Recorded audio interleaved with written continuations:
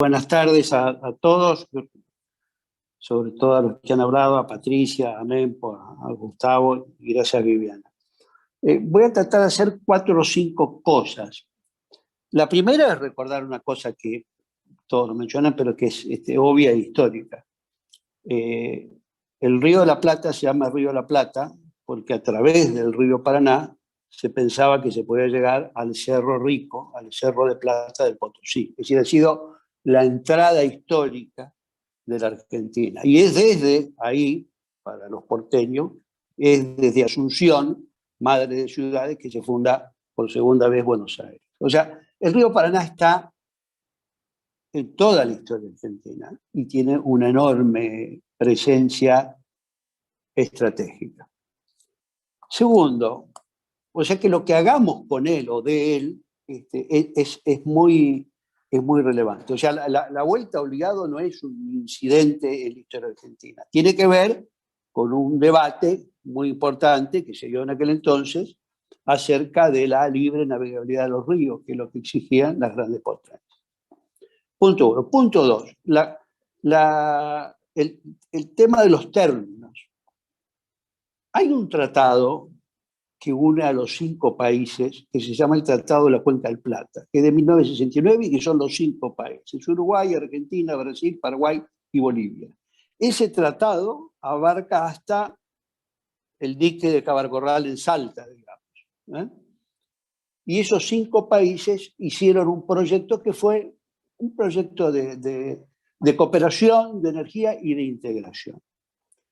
En 1994, un año antes de la firma de la concesión privada que se dio a esta compañía que se denominó Hidrovía Sociedad Anónima, se firma un acuerdo de navegación fluvial, que es un tratado entre los 5 países miembros de la Cuenca del Plata. Ahí, y ese acuerdo de navegación fluvial se llama navegación fluvial en el Paraguay-Paraná.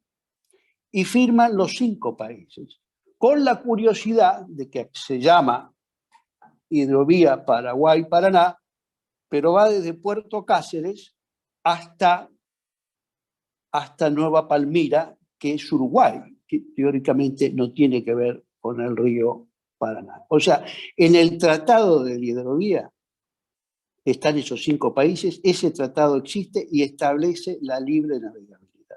Segundo aspecto. Tercer aspecto, lo que ya se señaló y señaló muy claramente Mempo. La concesión de la hidrovía a la empresa Hidrovía Sociedad Anónima es una concesión que se da en el tramo estrictamente argentino y del río Paraná, en parte también del río de la Plata, de ese gran caudal. O sea, no es una concesión internacional, no establece la libre navegabilidad de todos los ríos, ni abarca a todos. Efectivamente, de confluencia para arriba no hay. Si usted quiere controlar de Asunción lo que viene, no hay tratado que vea la ribera de Formosa y de parte de Chaco. Eso no existe hoy. Lo único que hay es una concesión, una privatización que se hizo en 1995 y que se hizo durante el gobierno de Menem. Esa concesión o esa empresa que se forma toma el nombre de Hidrovía para, pienso yo, dar la idea de que todos los 5 países y la libre navegabilidad de toda esa zona está en perspectiva de ser sumada o utilizada por todos.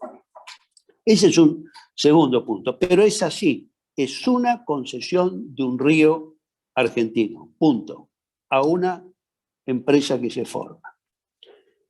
Ese es el segundo punto. Hay 2 características de esa concesión que vale la pena tener en cuenta hoy. La primera es que efectivamente, como señaló Gustavo, no tuvo mecanismo de organismo de control. Formalmente la concesión daba un organismo de control. Funcionó un poquito y después dejó de funcionar. O sea, no hay ningún control salvo las declaraciones juradas de qué es lo que pasa y transita por esa por el río Paraná. Nadie declaró que transitaban 16 toneladas de cocaína que después se descubren en Hamburgo. Pero hay declaraciones juradas, nada más. Eso es una parte. El otro problema, o sea, no hay órgano de control de lo que pasa, de las obras, de todo eso. Eso es un déficit enorme. Segundo aspecto, también tan serio como ese, es que la concesión de la vía fluvial en el 95 se hizo sin los estudios correspondientes. Fue una concesión, como fueron muchas de las privatizaciones entonces, se hizo la concesión. Es decir, que se hizo sin estudios de impacto ambiental, sin estudios de batimetría, sin estudios de las corrientes del río, del impacto que tendría, de qué pasa con las distintas profundidades, en fin, sin una serie de cuestiones. O sea, estos son dos aspectos muy importantes para tener en cuenta. La falta de control y la ausencia de estudios. Por eso, y después, el segundo aspecto, que esa privatización funcionó, sí, tuvo resultados importantes, porque fue un periodo en que se amplió enormemente las exportaciones de la Argentina, sobre todo del campo. Eso es un hecho, es un dato fáctico. Lo de las 20 millones de toneladas a las 100 millones de toneladas es una realidad. Si uno lo mira desde esa perspectiva, dice, bueno, esta concesión ha sido exitosa, porque ha permitido sacar más cosas y tenemos cosas. Ahora bien, me parece a mí, y por eso comencé a tener interés el año pasado en esto, que la oportunidad del fin de la concesión daba el argumento o la razón o el timing para que reflexionemos qué queremos hacer con el río y con las comunicaciones de la Argentina y con la integración de la Argentina fluvial y la Argentina marítima en los próximos 25 o 30 años. Y ahí entonces sí tenemos algunos aspectos que pensar. Y la verdad es que la oportunidad es ahora. Es ahora porque finaliza, no hay problema con el CIADI, está todo. Entonces empecé a averiguar qué es lo que había preparado. Y no había un proyecto de prelicitación que había hecho el gobierno anterior, que quedó ahí, y el Ministerio de Transporte, bueno, voy a hacer un pequeño corte, quiero hacer un saludo y un homenaje y un saludo a la familia del ministro Mario Meoni, con el cual he debatido estos temas, pero que falleció trágicamente hace menos de una semana, así que es realmente eso una tragedia. Pero la verdad es que nosotros nos pusimos a preguntar qué es lo que se ha preparado y no vimos que se preparara nada. No vimos que se preparara nada. Y eso nos alarmó. ¿Por qué? Porque mientras vimos eso, nos preocupamos también por el Canal Magdalena. Y yo voy a meter el tema del Canal Magdalena, aunque es otro capítulo, pero quiero introducirlo porque muestra algunas de las dificultades que enfrentamos en este momento. El Canal Magdalena es un canal que está sobre la costa de la provincia de Buenos Aires y que es la salida natural al mar si uno viene por el Río de la Plata sin pasar por Uruguay. Uno puede salir bordeando para la bahía de San Borondón, hacia el sur, hacia el Atlántico, con una salida propia, o puede hacer como se hace hasta ahora, que finalmente se sale a la zona detrás del Banco Inglés, cerca de Montevideo, y básicamente esa salida está más pensada para ir hacia el norte, a completar carga en el puerto de Paranaguá o en el puerto de Santos, e irse hacia Europa o hacia el canal de Panamá. La verdad es que una de las consecuencias de ese desarrollo exitoso en términos de números es que ha formado un cierto embudo. Ese embudo es un embudo que tiende a fortalecer el puerto de Montevideo y el puerto de Nueva Palmira, tiende a fortalecer algunos puestos que están en la zona agrícola centro más importante de la Argentina, pero que no ha tenido naturalmente el mismo desarrollo de otras prioridades. La primera y principal, y por eso cito el Canal Magdalena, es la unión entre la Argentina fluvial y la Argentina marítima. Todo el mundo dice que el siglo XXI es el siglo que hay que mirar el mar y que las oportunidades de la Argentina en el siglo XXI están en el Atlántico al sur, al Atlántico, a la Antártida, a las islas. Ese fue el proyecto que en el 15 se puso en marcha, ¿se acuerdan? De la Pampa Azul. Es decir, la idea de que en el siglo XXI toda esa zona es muy importante. Y de hecho tuvimos un éxito extraordinario, porque en el 2009 tuve el honor, siendo canciller, de presentar lo que se llamó la extensión de la plataforma marítima continental argentina hasta el límite exterior de la misma, que la Convención de Derecho del Mar permitía extenderla más allá de las 200 millas de la zona económica exclusiva hasta el talud de la plataforma o hasta 350 millas, con derecho no sobre la columna de agua, si ahí no hay derechos de pesca, pero sí hay derecho sobre el suelo y sobre el subsuelo marítimo. Es decir, es una enorme riqueza que está ahí.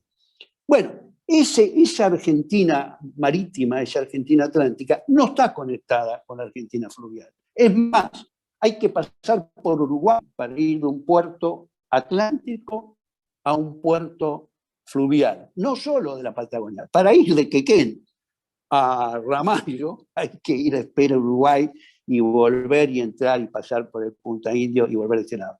Eso es una cosa que es difícil de explicar y muestra el atraso en infraestructura que tiene la Argentina. Hay gente que dice, no, ¿para qué vas a hacer el Canal Magdalena si se va a usar el otro? La verdad es que no, la perspectiva de la Argentina es que nosotros queremos desarrollar primero la integración nacional y además tener más de una opción. Y además tenemos que tener una estrategia.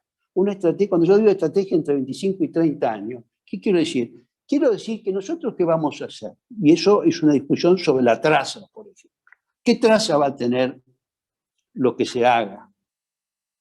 Vamos a tener una traza que va a venir por el Canal de las Palmas y por el canal Emilio Mitre. Vamos a salir después, en vez de por el Canal de las Palmas, por el Paranaguazú, que es un río caudaloso, es como el 80% del Paraná, frente al 20 y pico del Paraná de las Palmas. Vamos a ir por el Paraná Bravo, que nos lleva directo a todas las lanchas paraguayas a Nueva Palmira. Y entonces se eluden todos los controles en territorio argentino y se da origen a muchas posibilidades de subfacturación, de sobrefacturación o directamente de contrabando. O sea, hay un problema de diseño. ¿Vamos a fortalecer el puerto de Nueva Palmira o vamos a fortalecer Ibicuí en la provincia de Entre Ríos que está? ¿Qué vamos a hacer con los puertos? Los puertos de Santa Fe han tenido un desarrollo importante en la zona centro-sur, pero los puertos de Entre Ríos que están enfrente no han tenido ese desarrollo. El puerto de Diamante, el puerto de La Paz, que no están sobre el canal, que necesitan un acceso al canal. Bueno, ¿eso qué va a hacer? Eso se va a contemplar en una traza. Es decir, hay que pensar, y lo que dice el MEMPO desde Chaco, y las provincias esas, ¿qué perspectivas tienen? Algunos dicen, no, económicamente, mientras no se muevan 20 millones de toneladas, eso no es económicamente viable. Bueno, yo creo que esa no es la visión que tiene que tener un gobierno nacional de su estrategia de desarrollo. Tiene que tener una visión distinta.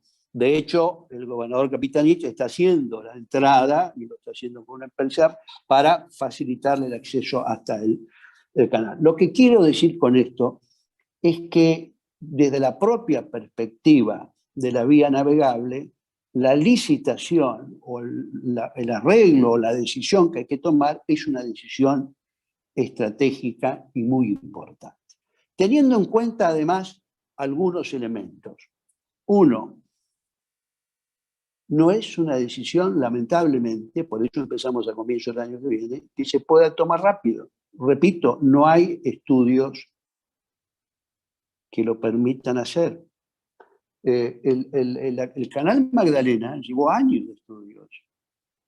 Y presentar todo se presentó antes del 15 y el gobierno de Macri no hizo nada con el canal Magdalena. Pero está todo aprobado y, esto hay que recordarlo, todo lo que pasa en el Río de la Plata tiene que tener en estos temas de profundidad y de canalización el acuerdo del Uruguay, el acuerdo que se logra en la CAR, la Comisión Administradora del Río de la Plata, que es parte del Tratado del Río de la Plata y del Frente Marítimo que firmó Perón a fines de 1973. Es decir, esos fueron años de estudio y de preparación para hacer el diseño del Canal Magdalena y para que el mismo fuera aprobado por Uruguay. ¿Por qué digo esto? Porque al no haber estudios, no se puede hacer una decisión que sea irresponsable, mucho más porque sabemos que los tiempos y los temas ambientales tienen hoy una relevancia que no la tenían hace muchos años. Pero, por ejemplo, yo he escuchado quien dice que el Paraná de las Palmas tiene un serio problema en el sentido que es un río muy meandroso. Entonces, los buques que son cada vez más grandes, lo vimos el otro día en el canal de Suez, el monstruo ese, obviamente ya no pueden pasar, pero no solo por la profundidad, sino porque no pueden doblar. Es decir, si es un río meandroso, no alcanzan a doblar sin chocar con algún costado. Hay propuestas, dice, bueno, entonces hay que rectificar el Paraná de las Palmas. Bueno, ¿hay antecedentes de rectificación de ríos? Sí, está rectificado el río Mississippi, está rectificado el río Yancequián, están rectificados muchísimos ríos. Ahora, yo estoy seguro que ponerse a discutir la rectificación del Paraná de las Palmas en las condiciones actuales de lo que es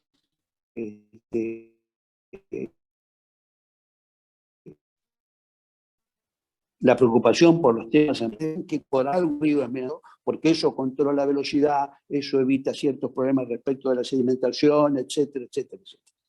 Lo que quiero señalar es que las decisiones que se tomen tienen que estar fundadas y merecen un debate profundo. Segundo punto, muy bien, ¿qué tenemos que pensar? ¿Solo en el río lo que vamos a hacer? ¿Solo en cómo se va a trabajar o dragar o balizamiento? ¿O vamos a tener, como ya mencioné, una estrategia de desarrollo de todos los puertos? Segunda parte, no podemos pensar una actividad solo de salida o de entrada. Tenemos que pensarlo desde una perspectiva multimodal, porque en los próximos años nosotros tenemos que tener conexiones que hagan un sistema bioceánico, que tengan salida chip. ¿De dónde hay que poner esas conexiones?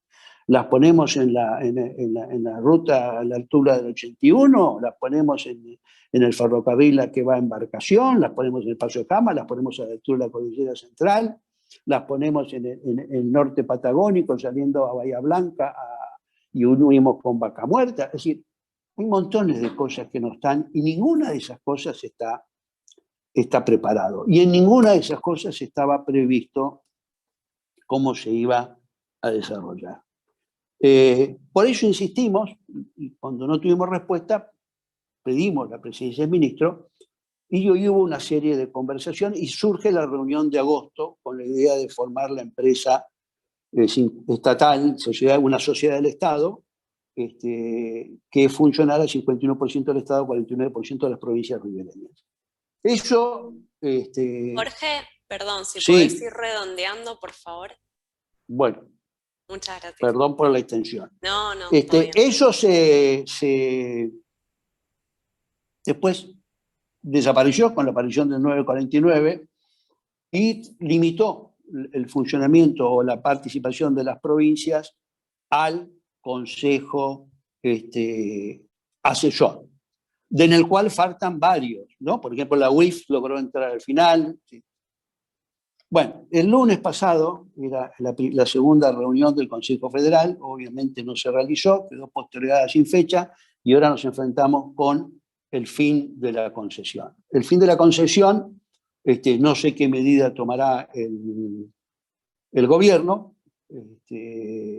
Yo sí creo que a la sociedad anónima Hidrovía habría que darle por finalizado el contrato para comenzar de nuevo, hay que ver cómo se hace la transición hasta que se haga una licitación, porque eso va a llevar muchos meses, si es que se hacen los estudios en forma. Y quiero destacar que me parecen algunos temas relevantes. Primero, la participación de empresas nacionales. Está claro que el balizamiento es una tarea nacional que se puede hacer bien.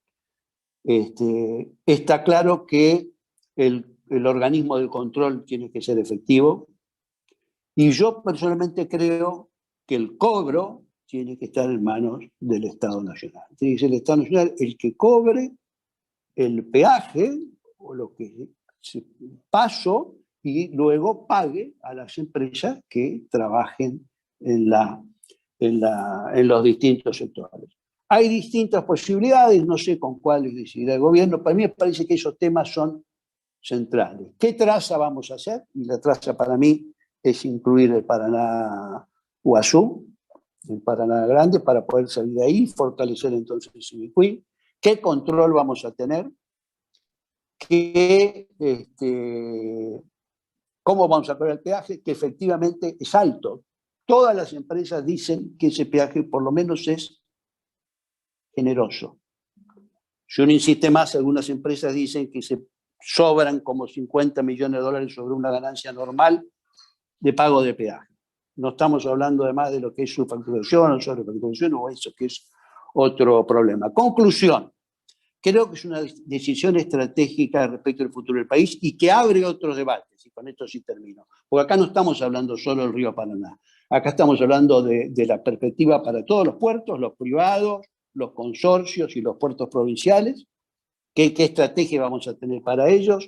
Dos, estamos hablando de la industria naval, que es una industria que hemos abandonado prácticamente porque no tenemos posibilidad de desarrollo interno. Estamos hablando de una conexión estratégica, de nuevo, entre lo fluvial y lo marítimo, y estamos hablando del control de la navegación sobre un río, que es un río interior argentino. Bueno, me callo por acá. Disculpen si me extendí demasiado.